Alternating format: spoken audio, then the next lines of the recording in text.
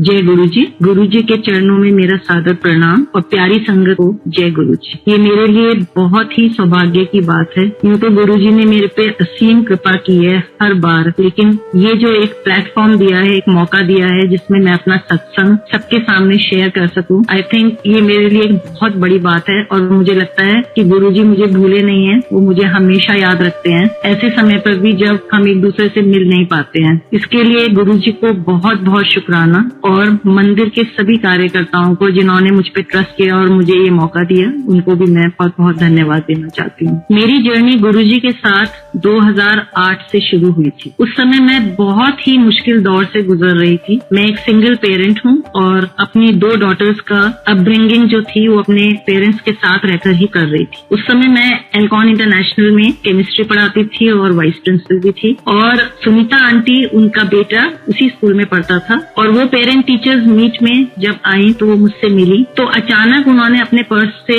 गुरुजी का एक स्वरूप निकाला और मेरे हाथ में दे दिया और बोली कि मैम, ये अपने पर्स में रख लीजिए, आपकी सब परेशानियां दूर हो जाएंगी। मैं वो स्वरूप देखकर एकदम चौंक गई। मुझे समझ नहीं आया मैं कैसे रिएक्ट करूं। एक तो मैं ये सोचने लगी कि इन्हें कैसे पता कि मैं इतनी परेशानी से गुजर रही हूँ, और दूसरा मुझे ये लगा कि जैसे ही मैंने गुरुजी का स्वरूप देखा और उनको जीन्स पहनकर और रोब पहनकर देखा तो मुझे एकदम मैं डर गई, और मेरे को लगा कि गुरुओं पे हमें विश्वास नहीं करना है। तो मैंने उनको इमीडिएटली वो वापस करा और मैंने कहा कि आप इसको अपने पास रखिए, मैं गुरुओं पे विश्वास नहीं करती हूँ, मैं सिर्फ शिव जी और विष्णु जी की भक्त हूँ। लेकिन जैसे गुरु जी ने तो उनको कहकर ही भेजा था कि मुझे ये देना ही है। उन्होंने कहने में हद कर दी और मैंने मना करने में हद कर दी, लेकिन अंत में जीत उन्हीं की हुई। उन्होंने वो मुझे दे दिया और बोली कि आंटी, आप इसको 6-7 दिन तक अपने पास रखिए पर्स में, और अगर आपको जरा भी कोई प्रॉब्लम लगे तो आप मुझे वापस कर सकते। मेरा मन नहीं था, लेकिन मैंने फिर भी उसको रख लिया अपने पर्स में, ये सोचकर कि मैं उसको जल्द ही वापस कर दूंगी। लेकिन जब मैं घर वापस आई तो मैंने एक बहुत ही अजीब चीज को एक्सपीरियंस किया, और वो ये था कि जब भी मैं वो पर्स अपने कंधे पे रखती थी तो मुझे ऐसा लगता था जैसे कोई मुझे सहारा दे रहा है, जैसे कोई मेरे साथ चल रहा है। उस समय मैं बहुत टूटी हुई थी और मेरे चारों तरफ मुझे अंधेरा नजर आता था, और ऐसा लगता था कि जैसे पर्स रखते ही मुझे ऐसा लगने लगता था कि जैसे सब मेरे लिए दरवाजे खुल गए। मैं इस डिफरेंस को समझ नहीं पाई और मैं बहुत दिन तक परेशान रही। फिर मैंने एक दिन सुनीता आंटी को फोन किया और आंटी को बोला कि आंटी, मुझे ये हो रहा है। आंटी बोली, कोई घबराने की बात नहीं है, आप सिर्फ ओम नमः शिवाय का जाप करते रहो जैसे मैंने आपसे कहा था, और सब ठीक हो जाए। लेकिन मुझे तो फिर भी विश्वास नहीं आ रहा था। लेकिन मैंने फिर उनको गुरुजी की स्वरूप को बाहर निकाला अपने पर्स से और गुरुजी को बोला कि गुरुजी, अगर आप सच में ही आप में शक्ति है तो आप ये भी जानते होंगे कि इस वक्त मेरी क्या समस्या है, क्या परेशानी। अगर आपने मेरी वो परेशानी दूर कर दी तो मैं आपको हमेशा के लिए आपके साथ एक कनेक्शन बना लूंगी और मैं आपकी शक्ति को पहचान जाऊं। अगर आप सच में आप में शक्ति है तो आप मुझे दिखाइए। उस समय मेरी जो परेशानी चल रही थी वो मेरी बड़ी बेटी की थी। मेरी बड़ी बेटी, मैंने उसको कंप्यूटर, आप समझ सकते हैं कि एक सिंगल पेरेंट के लिए कितना मुश्किल होता है, लेकिन मैंने बहुत मेहनत की और अपनी बेटी को इंजीनियरिंग कराई, कंप्यूटर इंजीनियरिंग कराई, ये सोचकर कि बहुत जल्दी वो मेरा भार संभाल लेगी और मेरा एक सहारा बन जाएगी। लेकिन जैसे ही उसकी फर्स्ट जॉब HCL में लगी तो जिस दिन उसको ट्रेनिंग के लिए जाना था उसने जाने से मना कर दिया और बोली कि मेरा engineering is not my cup of T, मैं नहीं जाऊंगी। मैंने उसको बहुत समझाया, काफी लोगों से बात कराई, लेकिन वो तो अड़ ही गई। उसने कहा कि मैं इंजीनियरिंग नहीं करूंगी। मैंने उससे पूछा क्या करोगे? बोले सोशल वर्क करो। अब समझ ही नहीं आया कि कहाँ उसको क्या करेगी, कैसे करेगी, कुछ समझ नहीं आ रहा था, चारों तरफ अंधेरा था। इस बीच में उसने अपनी तलाश जारी रखी और उसने एक NGO में, जहाँ पर अरविंद केजरीवाल जी उसके वो थे, उन्होंने वहाँ पर, उस वक्त उन्हें कोई नहीं जानता था, लेकिन वो उनके व्यक्तित्व से बहुत प्रभावित हुई और उसने कहा कि मेरे को इनके साथ ही काम करना है। और उसने 8 साल उनके साथ काम किया। लेकिन वो एक अच्छा काम कर रही थी, और लेकिन मैं एक माँ थी और उसके जो बदलाव को मैं नहीं सह पा रही थी, इसलिए उसके अच्छे काम को भी मैं कभी भी सराह नहीं पाई। जो लड़की ब्रांडेड क्लोथ्स में रहती थी, ब्रांडेड शूज पहनती थी, सडनली वो एक वो गंदी सी जीन्स और चप्पल में रहने लगी। जो लड़की इतनी हाइजीनिक कंडीशंस में जिसको पाला गया, जो RO का पानी के अलावा कोई पानी नहीं पीती थी, वो झुग्गी झोपड़ियों में जाकर उनके साथ खाने लगी, पीने लगी और उन पर हो रहे अन्याय के खिलाफ आवाज उठाने लगी, जिससे उसकी जान को भी खतरा बना रहता था। ये सब चीजें देखकर मेरा दिल दहल जाता था, क्योंकि एक तो मैं अकेली सिंगल पेरेंट थी, उसके अलावा मुझे ये लगता था कि उसके साथ के सारे बच्चे इतने अच्छा अर्न कर रहे थे, इतनी अच्छी पोजीशंस पे उन्होंने जॉब लिए थे, और एक मेरी बेटी है जो एक एनजीओ में जो वो लोग पैसे दे रहे थे, उसने उन पैसों को लेने से भी मना कर दिया। जिंदगी मुझे बहुत मुश्किल लग रही थी उस समय पर, लेकिन मैंने फिर भी उसका साथ दिया। लेकिन उसी समय में बिहार में बाढ़ आने, आपको याद होगा बिहार में बाढ़ आई थी, और उस बाढ़ में ये दिल्ली छोड़कर बिहार चली गई उनको बचाने के लिए, और ऐसी ऐसी जगहों पे नाव में जाती थी जहाँ पुलिस वाले भी जाने के लिए मना कर देते। उस समय मुझे लगा कि मैंने अपनी बेटी को खो दिया। उस समय मुझे लगा कि मेरी बेटी शायद अब कभी भी वापस नहीं आ पाएगी। और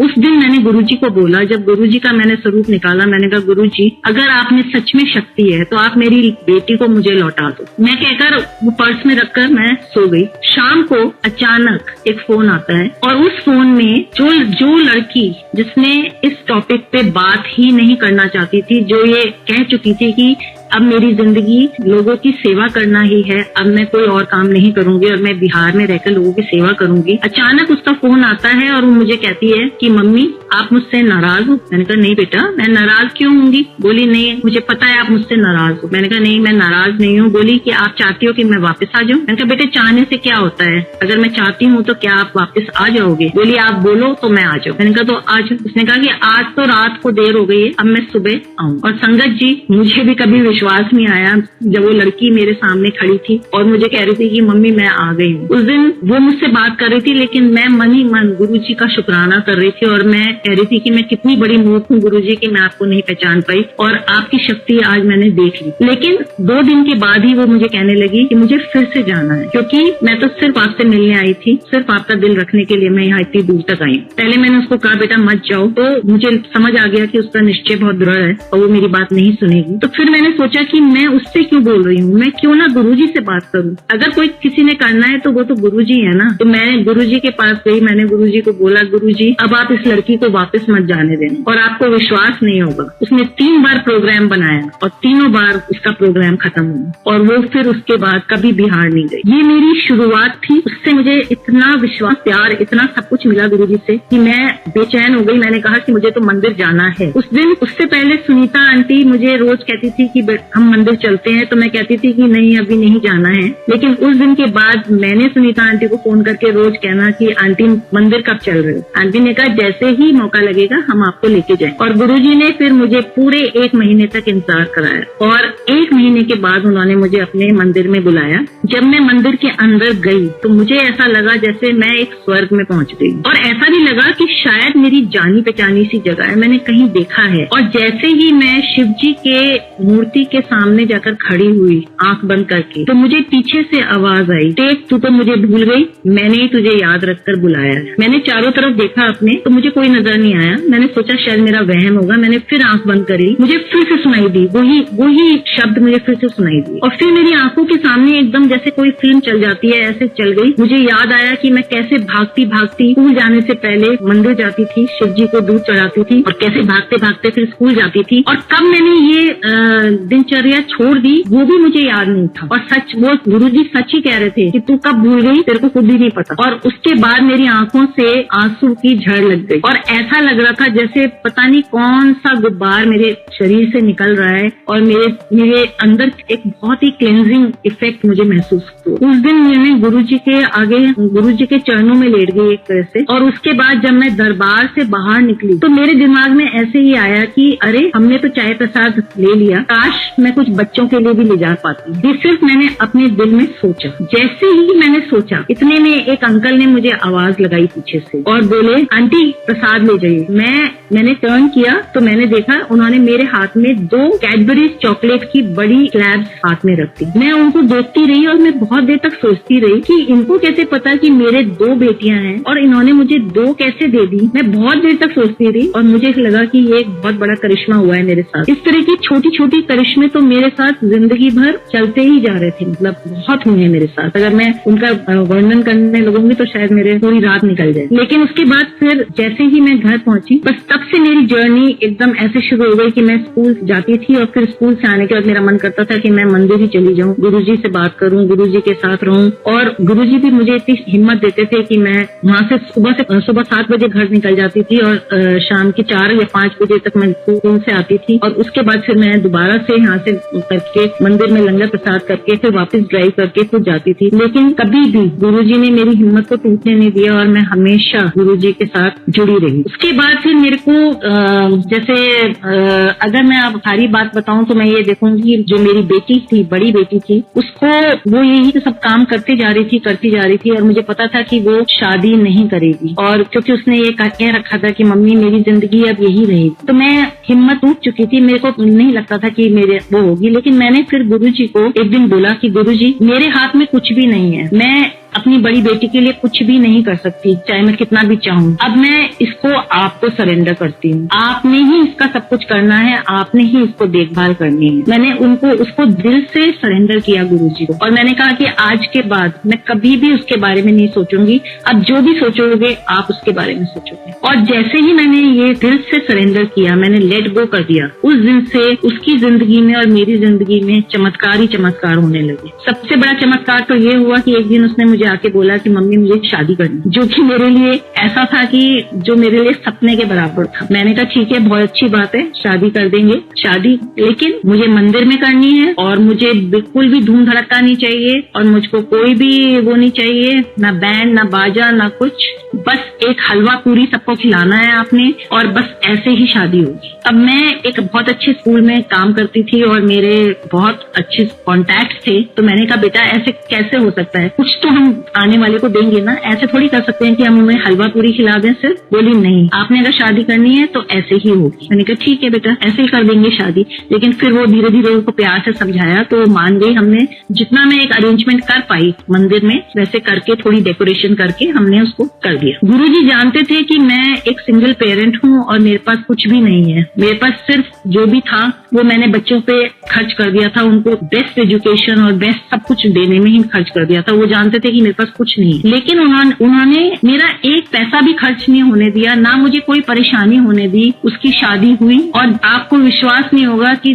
नॉर्मली एक लड़की की शादी में, चाहे वो मंदिर में हो चाहे वो घर में हो, माँ जो है बहुत ही बिजी रहती है, भागती दौड़ती रहती है और 10 तरह के काम उसके सिर पे होते हैं। पर मुझे ऐसा लग रहा था जैसे मैं किसी और की शादी में आई हूँ। मुझे लग ही नहीं रहा था कि मैं अपनी बेटी की शादी कर रही हूँ। मैं तैयार होकर वहाँ पर ऐसे खड़ी हुई थी और मेरा एक कलीग स्कूल का, उसने मुझे बोला कि मैम आप चिंता मत करो, खाने पीने का सब मेरा जिम्मा है, मैं देखूंगा। और आपको विश्वास नहीं होगा जिस तरह से वो खड़े होके काम कर रहा था, मुझे ऐसा लग रहा था जैसे गुरुजी खड़े हैं और जैसे सब कुछ गुरुजी कर रहे हैं, बस सारा बोझ उन्होंने ले लिया है मेरे सिर से। और मैं सिर्फ लोगों के साथ बात कर रही थी और कुछ नहीं कर रही थी। हमने अपना जो अंदाजा लगाया था और जो मेरी बेटी ने बोला था, वो 250 या 300 लोग आएंगे उसमें। आपको विश्वास नहीं होगा 550 से भी ऊपर लोग आए। लोग आते रहे, खाते रहे, जाते रहे, इतनी बरकत की वो चीज खत्म ही नहीं हुई। ऐसा लग रहा था जैसे गुरुजी वहाँ पर खड़े होकर सब कुछ करा रहे हैं। और हम जैसे ही शादी खत्म, इतनी सुंदर शादी हुई वो मंदिर की कि लोग आज तक याद करते हैं। और लोग हमेशा कहते हैं कि शादियों में हम जाते हैं तो इतनी धूम धड़का होती रहती है कि हम लोगों का ध्यान वहीं रहता है, लेकिन क्योंकि कुछ नहीं था तो हमने सारे फेरे देखे, शादी अच्छे से देखी और सबने बहुत उसको सराहा। और बिल्कुल ज्यादा कोई खर्च हुए बिना एक बहुत अच्छी सुंदर सी शादी हुई और हम घर में ऐसे वापस आ गए जैसे हम किसी और की शादी में गए। तो ये नहीं कि उन्होंने सिर्फ बड़ी बेटी की शादी में करा। अब मैं अगर आऊं तो मैं छोटी बेटी के पास आती हूँ। छोटी बेटी जो है मेरी, उसने BA ऑनर्स इकोनॉमिक्स से करा था और वो मैथ से करना चाहती थी। उसके 10th और 12th दोनों में मैथ्स में 100 आए थे, लेकिन किसी कारणवश उसने इको में एडमिशन ले लिया और उसके बाद उसने कहा कि मैं पोस्ट ग्रेड अगर करूंगी तो सिर्फ मैथ्स में। मैंने गुरुजी को बोला, गुरुजी ये तो बहुत बड़ी समस्या है, अब मैं क्या करूं।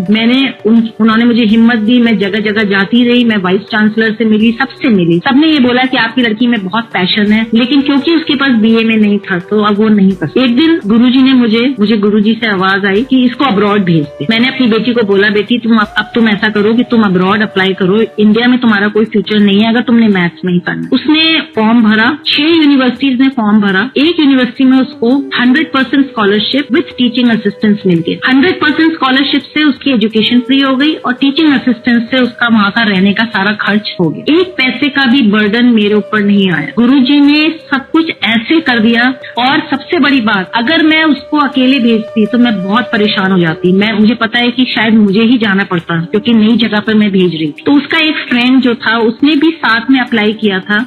तो आप ये देखिए कि उन दोनों की एक ही यूनिवर्सिटी में सिलेक्शन हुआ, एक ही कोर्स में, एक ही सब्जेक्ट में, और दोनों साथ चले गए। मुझे नहीं जाना। जय गुरुजी, उन्होंने मेरे लिए इतना करा है कि मैं दोनों हाथों से जोड़कर भी अगर मैं गुरुजी के गुणगान गाऊं तो शायद समय कम पड़ जाएगा। गुरुजी, आपने मेरे लिए इतना करा है, उसका बहुत बहुत बहुत शुक्राना। नहीं तो आज मैं इस दुनिया में पता नहीं किस जगह पे पड़ी होती, मुझे खुद नहीं पता।